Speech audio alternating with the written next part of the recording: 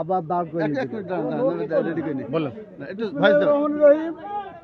আজকে নির্বাচনের পরে 5ই আগস্টের পরে এই বোর্ডে সার্গিদুল সে অবৈধভাবে প্যানেল চেয়ারম্যানের তার কোনো কাগজপত্র নেই, কিছু নেই, সে অবৈধভাবে দায়িত্ব পালন করছে এবং জোরপূর্বকভাবে বিজেপির যা মাল আসছে ইতিপূর্বে যত টিআর কাবিকা যত মাল এসেছে সেই মাল তিনি আত্মসাৎ করেছেন এবং কোনো জনগণের কোনো অধিকার আদায় করতে দেয়নি এবং গরিব দুঃখী অসহায় মানুষরা কোনো মাল পায়নি।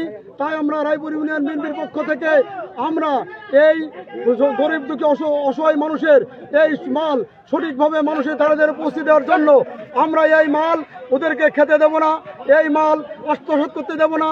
এই মাল মানুষের মাঝে রায়পুর ইউনিয়নের 16টা গ্রামে দরিদ্র অসহায় মানুষকে এই মাল পৌঁছে দেওয়ার জন্য ভিজিএফ ভাঙার কথা ছিল। ভিজিএফটা ভাঙিয়েছে মুষ্টিমেয় কয়েকজনকে সাথে করে, ইতিপূর্বে এইভাবেই সে ভাঙে 2-4জনকে সাথে করে ভিজিএফ ভেঙে দেয়। সংখ্যাগরিষ্ঠ গরিব মানুষ এই ভিজিএফ থেকে বঞ্চিত এবং তাদের কাছে বিভিন্নভাবে টাকা আদায় করে, তাকে একটা কার্ড দিল, এইভাবে কাজ করে। এখন কালকে আমি শুনতে পেলাম যে এখানে বোর্ডে এলাকার জনগণ সব বোর্ড অবরোধ করবে।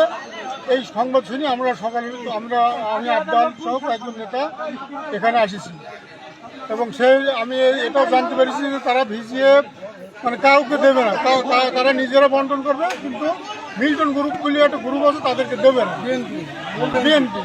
বিএনপির আর একটা গ্রুপকে দেবে না, সে তো জেলা বিএনপি সভাপতি আচ্ছা, তাকে একটা দেবে না, একটা দিও না। আমি তার কাছে লোক মাধ্যমে বারবার অনুরোধ করেছি যে এটা গরিবের হক, গরিব পাক, গরিবের হক নিয়ে তোমরা কেউ মারামারি কাটে। দেখবেন যে এর ক্যাম্পের আইসি উনি কিন্তু ওই পক্ষের সঙ্গে কথা বলেছেন, আমাদের সঙ্গে কথা বলেছেন যে আপনারা 10 মিনিট অপেক্ষা করেন। তারা যেহেতু 5 মিনিট সময় নিয়েছে, এই তৃতীয় পক্ষের একটা জায়গায় বসে এর সুষ্ঠু সমাধানের ব্যবস্থা হবে। আমরাও সেই প্রস্তাবে রাজি হয়েছি, কিন্তু দেখছি গড়িমসি করে ইউনিয়নের সাধারণ মানুষকে বঞ্চিত করা যাবে না। কারণ হচ্ছে আপনারা জানেন জাবেদ মাসুদ মিল্টন লোকজনকেই বঞ্চিত করা হচ্ছে। আমরা এর প্রতিবাদ করব।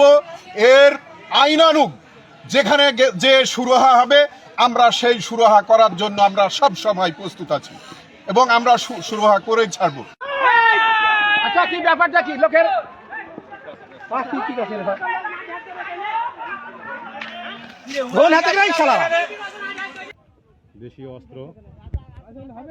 দেশীয় অস্ত্র নিয়ে তারা প্রতিহত করছে আরেকটা পক্ষকে।